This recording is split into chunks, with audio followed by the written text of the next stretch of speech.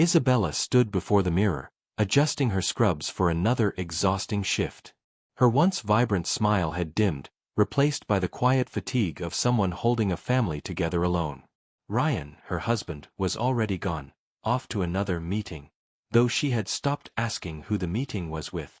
Once, their mornings had been filled with coffee, laughter, and shared dreams of a home filled with children's laughter. Now, silence sat between them like a wall. Ryan's career as a marketing executive was soaring. His charm and ambition made him the talk of the firm, while Isabella's devotion to her nursing job was quietly heroic, often unnoticed. She'd saved lives, comforted families, and worked double shifts, yet couldn't save her own marriage. Whenever she reached out, he'd brush her off with, "You're overthinking again, Bella. I'm just tired." But she wasn't imagining it. The late nights, the faint scent of another woman's perfume on his shirt, the secretive texts, all were pieces of a truth she wasn't ready to face. What Isabella didn't know was that Ryan's attention had already shifted to Tessa, a striking event planner with a taste for luxury and validation. Tessa adored the thrill of stealing what wasn't hers. Ryan, blinded by vanity, mistook her flattery for love. And while Isabella poured her soul into her patients, he poured his time into someone else's arms, setting the stage for a heartbreak that would soon make him wish he'd never betrayed her. The hospital buzzed with its usual chaos, monitors beeping, nurses rushing, and lives hanging by threads. Isabella, pale but determined, pushed through another double shift.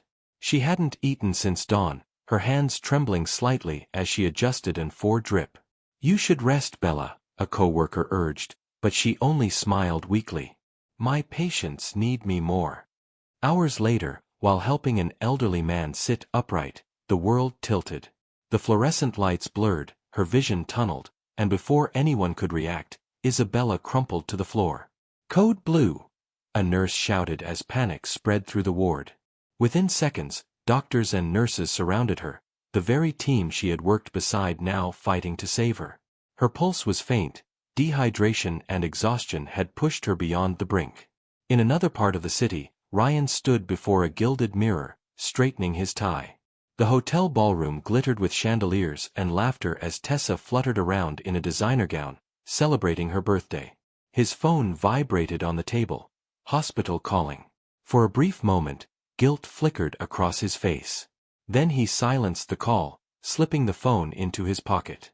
"She'll be fine," he said flatly, forcing a grin as Tessa looped her arm through his. "You worry too much," she purred, handing him a glass of champagne. Together, they toasted under the golden lights, oblivious to the frantic scene unfolding miles away. As Isabella lay unconscious, for lines running from her arms, her wedding ring glinted under the harsh white lights.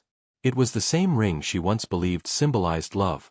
Now, it felt like a chain binding her to someone who had already chosen someone else. That moment, though Ryan didn't yet know it, would haunt him for the rest of his life. The ballroom shimmered with laughter and golden light, the air thick with perfume and champagne.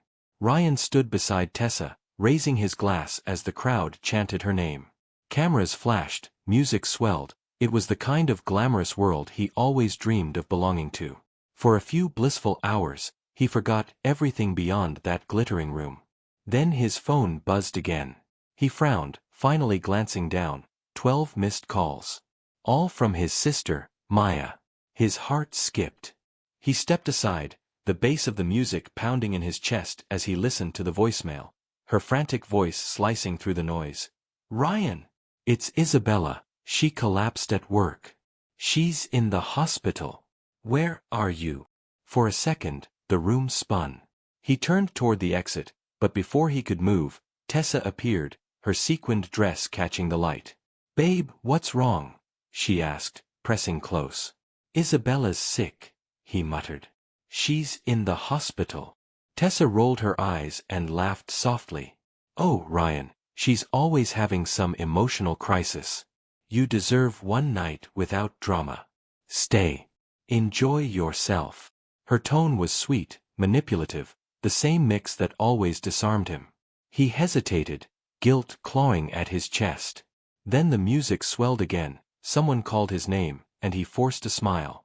"Just for a little longer," he said, lifting his glass once more. Hours blurred into laughter, dancing, and empty celebration. But behind every clink of crystal, he saw flashes of Isabella, her tired smile, her soft voice saying, "Don't forget to eat tonight." When midnight came, Ryan finally stumbled to his car, the echo of guilt louder than the music. He sped toward the hospital, dread curling in his stomach. But when he arrived, the nurse's words cut like ice. She was discharged hours ago.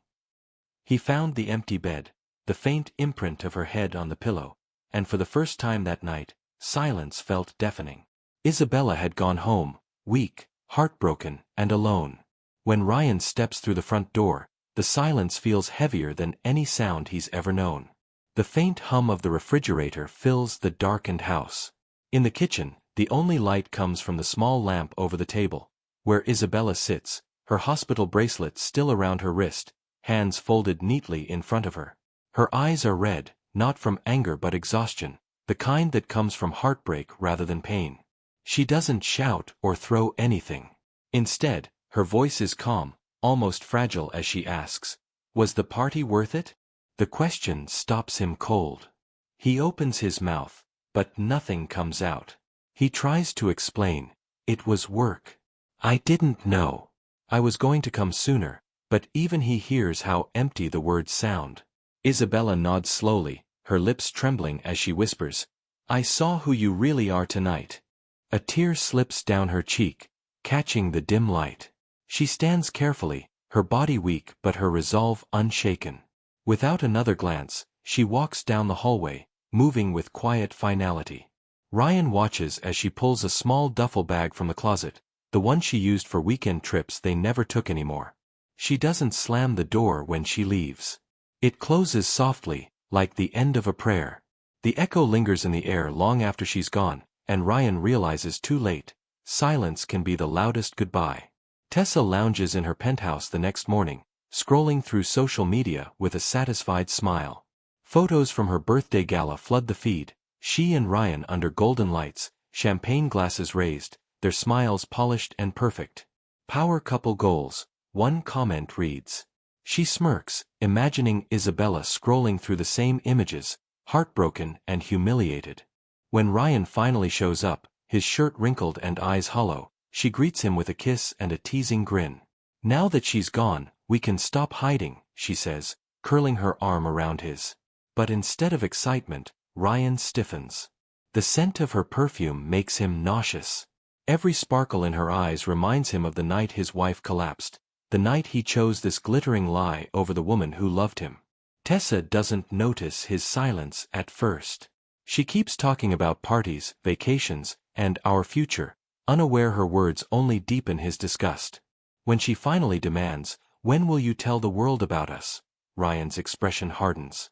The thrill is gone. The woman he thought was freedom now feels like a cage. As Tessa posts another selfie captioned, "Happiest night of my life," she doesn't realize, it's the beginning of her downfall. Weeks drift by in a blur of empty days and sleepless nights. Ryan buries himself in work, avoiding every mirror that might reflect the man he's become. One evening, as he climbs the steps to his apartment, he notices a small white envelope lying against the door. His heart stutters the moment he recognizes the delicate handwriting, Isabella's. Hands trembling, he tears it open. The faint scent of her lavender lotion escapes, followed by words that cut deeper than any argument ever could. She writes about the long nights waiting for him, the quiet dinners eaten alone, and the mornings she forced herself to smile while he drifted further away. "I kept hoping love would be enough," she writes, "but love can't survive when only one heart is trying." Ryan sinks to the floor, reading the next lines over and over. "You chose your comfort over my pain. You chose her laughter over my silence. I won't hate you, Ryan. But I won't be your shadow anymore." At the bottom of the letter, something small falls into his hand, her wedding ring. It glints faintly under the hallway light, colder than metal should ever feel. In that single moment, Ryan realizes what true loss means. Not the absence of a person, but the weight of a love you destroyed yourself. Ryan's downfall begins quietly, whispers in the office hallways, glances that linger too long, colleagues who stop meeting his eyes. The company's board learns about his affair through social media photos from Tessa's lavish party. Overnight, his reputation as a family man and leader collapses. The promotion he had spent years clawing toward is handed to someone else. HR calls it a professional image concern. He calls it karma. Tessa, once his escape from guilt, turns colder by the day. When a new, wealthier client offers her better prospects, she doesn't hesitate. "You're bad for my brand now," she sneers before walking out, leaving behind the scent of expensive perfume and betrayal. Ryan doesn't chase her. He can't. There's nothing left to chase. Nights blur into empty bottles and unanswered calls. One evening, flipping through channels, he freezes. On the TV screen, Isabella stands at a podium during a televised charity gala for nurses' mental health. Her smile is calm, her voice strong as she speaks about compassion, burnout, and the importance of self-worth. The applause is thunderous. Ryan's breath catches. The same woman he once dismissed as too emotional now commands the respect of hundreds. She looks radiant, whole. As he watches her eyes shine with purpose, he realizes the cruel truth. She didn't just leave him, she outgrew him. And in her rise, he finally sees the depth of his own fall.